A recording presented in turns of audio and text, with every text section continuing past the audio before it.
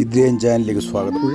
കഴിഞ്ഞ എൻ്റെ വീഡിയോയിൽ പറശ്ശിനി മുത്തപ്പനെ കുറിച്ചായിരുന്നു. പറശ്ശിനി മുത്തപ്പൻ കൊണ്ട് ജീവിക്കുന്ന വസിച്ചിരുന്നത് പുഴയോരത്താണ്. പറശ്ശിനി പുഴയോര മേഖലകളിലും അയ്യങ്കരയിലെത്ത് മനുഷ്യൻ്റെ ജീവിതവുമായി ബന്ധപ്പെട്ട് സാധാരണ മനുഷ്യൻ ജീവിക്കുന്ന ഒരു അർത്ഥമാണ് മുത്തപ്പൻ കാട്ടിയത്. ശിവാംശമായ മുത്തപ്പൻ പുഴയുമായിട്ട് മനുഷ്യന് ഏറെ ബന്ധമുണ്ട്. എത്ര നോക്കി നിന്നാൽ പുഴയോരത്തിലെ ഫലവൃക്ഷങ്ങളിലെ ഫലങ്ങൾ കഴിച്ചും മറ്റ് ധാന്യങ്ങൾ നിർമ്മിച്ചും പുഴയിലെ വിഭവങ്ങൾ കഴിച്ചുമാണ് മനുഷ്യൻ്റെ ജീവിതം മുന്നോട്ട് പോയത്. നമ്മുടെ മുൻ തലമുറകൾ അങ്ങനെയാണ് വസിച്ചിരുന്നത്.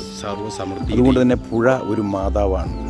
പുഴയെ മലിനപ്പെടുത്താനും പാടില്ല എന്ന നമ്മൾ വെച്ചു പുലർത്താറ് എല്ലാവരും ഇല്ല എന്നാണ് എനിക്ക് തോന്നുന്നത്. കേരളത്തിൻ്റെ പുഴ നമ്മളുടെ ഒരു കാലഘട്ടത്തിൽ സഞ്ചാരത്തിനിടയ്ക്ക് ഞാൻ അറിയാതെ പുഴയോരങ്ങളിൽ പോയി സമയം ചെലവഴിക്കാറുണ്ട്.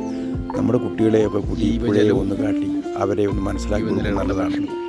ഈ നമ്മളുടെ പൂർവികന്മാർ വസിച്ചിരുന്ന ഈ പുഴയോരങ്ങൾ ഇന്ന് ആ ജലം തന്നെ ഉപയോഗിച്ചാണ് നമ്മൾ കുടിവെള്ളമൊക്കെ ഉപയോഗിക്കുന്നത്.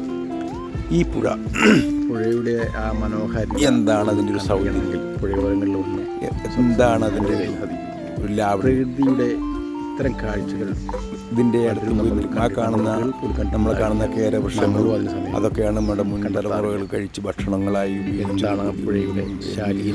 വീടിന് വേണ്ടിയിട്ടുള്ള അതിൻ്റെ ശിഖരങ്ങളാണ്. പുഴയിലെ മണലുകളാണ് ഭവനം നിർമ്മിച്ചുകൊണ്ടിരുന്നത്. എല്ലാം പുഴയിൽ നിന്നും ബന്ധപ്പെട്ടാണ് മനുഷ്യ ജീവിതം മുന്നോട്ട് പോയിരിക്കുന്നത്. ഈ പുഴ അതിൻ്റെ ഒരു മനോഹാരിത എന്ത് ഭംഗിയാണ്.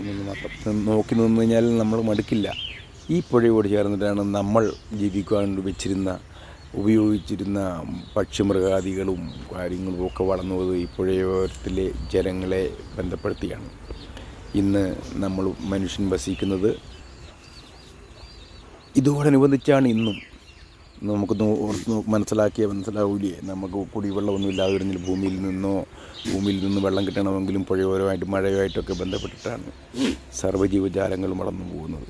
അപ്പോൾ നമ്മൾ ഈ പുഴയെ ഒന്ന് ശ്രദ്ധിക്കുകയും പുഴയോരങ്ങളിൽ എന്തെങ്കിലും വിഷം വരുമ്പോൾ ഒക്കെ പോയിരുന്ന് കഴിഞ്ഞാൽ തന്നെ നമുക്ക് തോന്നുന്ന ഒരു മാതാവാണ് മുമ്പിലൂടെ നിൽക്കുന്നത്. ഗംഗാപുത്രൻ്റെ വിഷമം ഗംഗയോട് പോയി പറയുന്നത് പോലെ നമ്മൾ ഈ പുഴയോരത്ത് ഒരു കൈക്കുമ്പിൾ വെള്ളമെടുത്ത് മുഖം കഴിയാൽ തന്നെ നമുക്ക് ഏറെ ആശ്വാസം തോന്നും. പല ദുഃഖങ്ങളിൽ നിന്ന് തന്നെ നമുക്കൊരു ഒരു മോചനം വന്നവർ തോന്നും. ഇതിനെക്കുറിച്ച് തന്നെ കുറച്ച് നമ്മൾ ചിന്തിച്ചാൽ തന്നെ കുറച്ച് ഇത്രയേ ഉള്ളൂ, നമുക്ക് ഇതൊക്കെയാണ് നമ്മുടെ ജീവിതം, ഇവിടെ നിന്നാണ് നമ്മുടെ ജീവിതം തുടങ്ങിയതെന്നൊക്കെ വരുമ്പോൾ തന്നെ പല കാര്യങ്ങളും നമുക്ക് സമാധാനം കഴിയാൻ പറ്റും. ഈ ഒഴുകി വരുന്ന ഈ കാണുന്ന പച്ചപ്പ് ഇതൊക്കെ പുഴകളിൽ നിന്നുമുള്ള ജലാംശം കൊണ്ട് നിർമ്മിക്കപ്പെട്ടവയും അതിൽ നിന്നുള്ള വരുമാനം നമ്മൾ സൃഷ്ടിച്ച് അതിലൂടെ വിഭവം കണ്ടെത്തിയാണ് ഓരോ മനുഷ്യനും നാൾക്ക് നാൾ മുന്നോട്ട് ജീവിതം നീട്ടിവിടുന്നത്. ഈ പുഴ നമ്മുടെ മാതാവാണ് എന്ന് നമ്മൾ കരുതുന്നതിൽ ഒരു തെറ്റുമില്ല. നോക്കൂ,